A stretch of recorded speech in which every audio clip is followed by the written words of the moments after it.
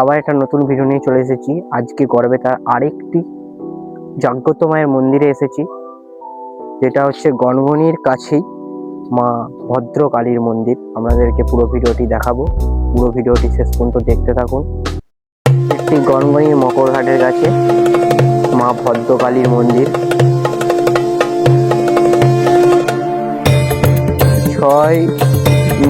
6-7 তারিখ করে এখানে বার্ষিক অনুষ্ঠানটি হবে। এই যে প্যান্ডেল করা হয়েছে, খাওয়ান দাওয়ানের ব্যবস্থাও রয়েছে।